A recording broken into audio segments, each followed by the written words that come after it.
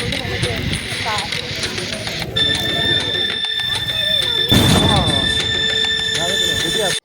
Guys, welcome to happy sub stories. இன்றைக்கி நம்ம என்ன வீடியோ பார்க்க போகிறோன்னா, காவல்கிணறு புதூரில் முத்தாரம்மன் கோவிலோட முதல் கும்பாபிஷேக விழா அதை தான் பார்க்க போகிறோம். கோவில் கும்பாபிஷேகம்லாம் எப்படி பண்ணுவாங்கங்கிறது இனிஷியலாக நமக்கு தெரியாது. அதனால் சரி, அங்கேருந்து நமக்கு அழைப்பு வந்திருந்தது, அதனால் பார்க்க போகலான்னு சொல்லிட்டு ஃபேமிலி மெம்பர்ஸ் தான் கூப்பிட்ருந்தாங்க. ஓகேன்னு சொல்லிட்டு பார்க்க போகலான்னு கிளம்பியாச்சுது. இப்போ பாதை வழியாக போய் ரீச் ஆகிட்டோம். இதுதான் கோயிலோட வெளியமைப்பு. பார்க்க அழகாக இருக்குது. முன்னாடி கோயில்கள்லாம் கலர்ஃபுல்லாக இருக்கும். இப்போ ட்ரெண்டிங்காக ஒரே கலர் ஒயிட் அடிச்சிருக்காங்க. ஆனால் கோவில் கலசங்கள்லாம் இன்னும் அந்த மந்திரிச்சு கெட்டாத அந்த மாலைலாம் போட்டு பண்ணாதது மாதிரி தானே இருக்குது. அந்த விழா தான் அன்றைக்கி ஃபைனல் டேக்கு தான் நாங்கள் போய் ரீச் ஆகிருக்கிறோம். கட் அவுட்லாம் செமையாக கொளுத்தி வச்சுருந்தாங்க. காவை புதூர் அவெஞ்சர்ஸ் கட் அவுட் வச்சுருந்தாங்க. பார்க்கவே நல்லா இருந்தது. முன்னாடி எல்லோரும் காப்பு கட்டியிருந்தாங்க, எங்கள் ரிலேட்டிவ்ஸ்லாம் கட்டியிருந்தாங்க. பட் நான் நினச்சேன் ஆம்பளைங்க மட்டும் தான் காப்பு கட்டுவாங்க அப்படின்னு நினச்சிருந்தேன். ஆனால் லேடிஸும் காப்பு கட்டியிருந்தது எனக்கு வித்தியாசமாக இருந்தது. அங்கே 27ஆம் தேதியிலேருந்தே ப்ரோக்ராம் நடந்துட்டு தான் அதாவது மீன்ஸ் பூஜைகள்லாம் நடந்துட்டு தான் இருக்குது. புரோகிதர்கள் அங்குள்ள முக்கியமான ஆட்கள் எல்லோரும் சேர்ந்து கோயிலை சுற்றி நிறைய ப்ரேயர் பண்ணிட்டு தான் இருக்காங்க.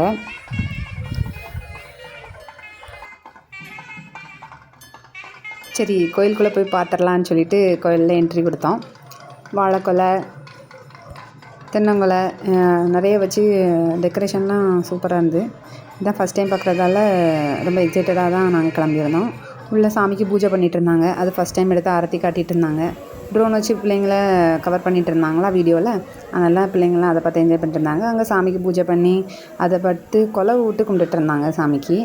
ஒரு பக்கம் சாமிக்கு ஆராதனை காட்டிகிட்டு இருந்தாங்க. எல்லாமே பார்க்க நல்லா இருந்துச்சு. இது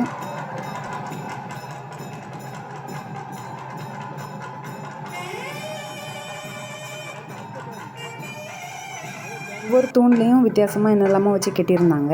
இதில் பார்க்க தேங்காய் மாதிரி இருந்தது. அப்புறம் ஒரு சைடில் தீர்த்த தண்ணி குடங்களில் நிரப்பி வச்சுருந்தாங்க. இது வந்து நார்மலாக ஊற்றக்கூடிய தீர்த்தம். ஆனால் கலசத்தில், கோபுர கலசத்தில் ஊற்றக்கூடிய தீர்த்தங்கள் 7 முக்கியமான இடங்கள்லேருந்து கொண்டு வந்திருக்காங்கன்னு சொன்னாங்க. லைக் காசி, ராமேஸ்வரம், கன்னியாகுமரி, அது மாதிரி 7 முக்கியமான இடங்களில் இருந்து கொண்டு வந்திருக்காங்கன்னு சொல்லியிருந்தாங்க.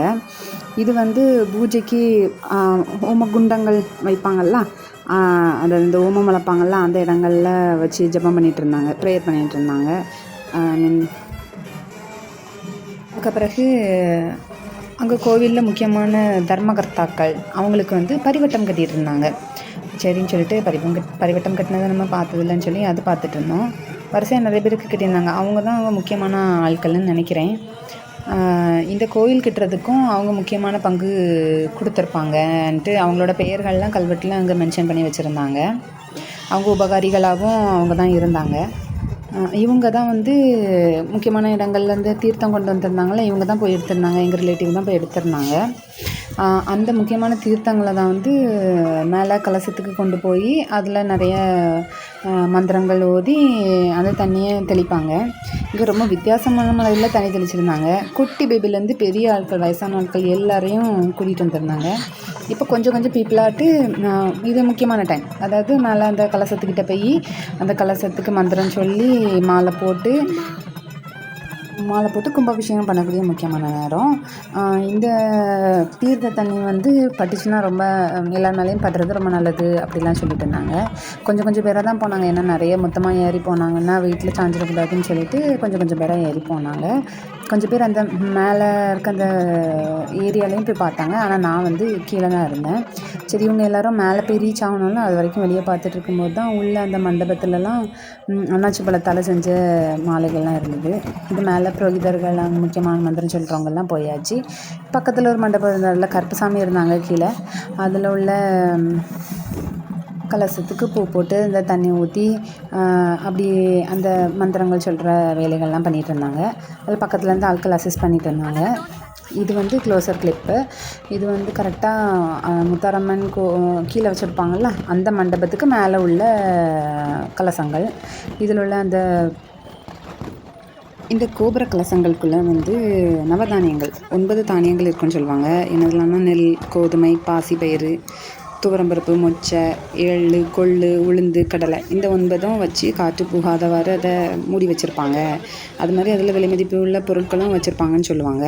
லைக் தங்கம், வெள்ளி, நவரத்னம் அது மாதிரி. அது வந்து காப்பர் மெட்டீரியலால் பண்ணியிருப்பாங்க அப்படி சொல்லுவாங்க. அதுக்கு சயின்டிஃபிக் ரீசனும் நிறைய சொல்லுவாங்க. சயின்டிஃபிக் ரீசன் லைக் எப்படின்னா, பேரிடர் காலத்தில் வந்து இது வந்து உயரமான இடத்துல தானே இருக்கும். பேரிடர் காலத்தில் எல்லாம் அழிஞ்சாலும் இது வந்து முளைப்பு தன்மையோடு தான் இந்த நவதானியங்கள்லாம் இருக்கும். ஒன்றுமே இல்லாதது இருந்தாலும் அந்த கலசத்தில் இருக்க பொருட்களை வச்சு மீண்டும் அந்த பயிர்களுக்கு உயிர் கொடுத்துடலாம் அப்படின்ட்டு சயின்டிஃபிக் ரீசன் சொல்லுவாங்க. ப்ளஸ் இது வந்து நல்ல பாசிட்டிவ் வைப்ரேஷனை இன்னும் நல்லா கொடுக்கும் அப்படின்ட்டும் சொல்கிறாங்க. பிள்ளைங்க எல்லாம் நல்லா கை கும்பிட்டு இருந்தது. இந்த ட்ரோன் வழியாக தான் எல்லாருக்கும் தீர்த்தம் தெளித்தாங்க. ரொம்ப ஜாலியாக இருந்த பிள்ளைங்க எல்லாம் நல்லா என்ஜாய் பண்ணோம் நாங்கள். அதுக்கப்பிறகு அந்த கும்பகலசத்துக்கு வந்து தீபாராதனை காட்டி அதை மக்கள்கிட்ட காட்டினாங்க. இங்கே எல்லோரும் நல்லா அழகாக கொலவை விட்டு தலைக்கு மேலே கை கும்பிட்டு எல்லோரும் கும்பிட்டாங்க. சின்ன பிள்ளைங்க முதற்கொண்டு அந்த பழக்கங்கள் ரொம்ப அழகாக பண்ணியிருந்தாங்க. ப்ளஸ் பிள்ளைங்க நம்ம பசங்கள்லாம் வந்து பயிருக்கெல்லாம் தெளிப்போம்ல, மருந்து தெளிக்கக்கூடிய இதை வச்சு எல்லார் மேலேயும் தண்ணி பீச்சு அடிச்சிட்டு இருந்தாங்க. அந்த ஃபுல் இதுக்கும் தண்ணி படணும் அப்படிங்கிற அர்த்தத்தில் எல்லாமே பண்ணிகிட்டு இருந்தாங்க.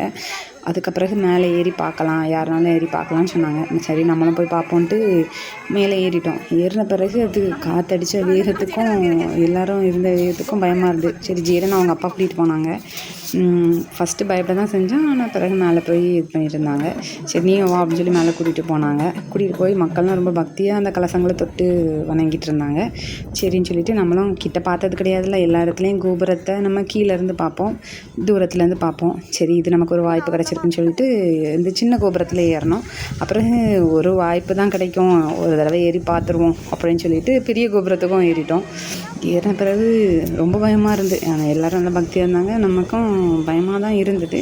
தூரமாக நம்ம ஐஎஸ்ஆர்ஓ கிட்டே இருக்கிற இடங்கள், பணகுடி கோவில் எல்லாமே அழகாக தெரிஞ்சது. எல்லாத்தையும் நேர்லேருந்து பார்க்கும்போது நல்லா இருந்தது. பட் காற்றடிக்க வேகத்துக்கு பயமாக இருந்து பிள்ளைங்கள கூட்டிகிட்டு போனதால் இன்னும் கொஞ்சம் பயமாக தான் இருந்தது. எல்லாரையும் சீக்கிரம் போயிடுவோம் அப்படின்னு சொல்லி கூட்டிகிட்டு வீட்டுக்கு ரிட்டர்ன் ஆகிட்டோம். வர வழியில் ஒரு அழகான செடியில் பிங்க் கலர், இந்த பெங்களூர்லலாம் பூத்து கிடக்கும்னு சொல்லுவாங்கள்ல டிசம்பர் மாதம்லாம், அந்த மாதிரி ஒரு ஃப்ளவர் இருந்தது. அதை வீடியோவில் கவர் பண்ணிவிட்டு வீட்டுக்கு வந்தாச்சு. ஈவினிங்கும் நைட்டும் நம்மளாம் இன்வைட் பண்ணியிருந்தாங்க. நைட்டு போனோம். ஃபுல்லும் வாழைத்தார் இருந்து. நைட்டு வந்து விளக்கு பூஜை பண்ணிட்டு இருந்தாங்கன்னு சொன்னாங்க. சரின்னு சொல்லிட்டு காலையில் ஃபுல்லாக நல்லா பார்த்தாச்சின்னு சொல்லிட்டு உள்ளே போகலை. மண்டபத்தில் வந்து மார்னிங், மதியானம், நைட்டு 3 நேரமும் ஃபுல்லும் கண்டினியூஸாக சாப்பாடு ப்ரொவைட் பண்ணிகிட்டே இருந்தாங்க. யார் வேணாலும் எவ்வளோ நாளும் போய் சாப்பிட்டுக்கலான்ட்டு. அப்புறம் விளக்கு பூஜை உள்ளே நடந்துட்டு இருந்தது. நாங்கள் முடிஞ்ச பிறகு தான் போய் ரீச் ஆனோம். அதுக்கப்புறம் நல்லா வாங்கிக்க வச்சு கோயிலில் அந்த கும்பாபிஷேகம் ஃபங்க்ஷனை நல்லா ஃபினிஷ் பண்ணாங்க. அதுக்கப்புறம் நைட்டு டிஜே இருந்தேன்னு சொன்னாங்க. 11 o'clock நிறைய இருந்துன்னு சொன்னாங்க. நாங்கள் இதெல்லாம் பார்த்துட்டு நாங்கள் வீட்டுக்கு சீக்கிரம் கிளம்பிட்டோம். ஓகே, இன்னொரு வீடியோவில் பார்க்கலாம். பாய்.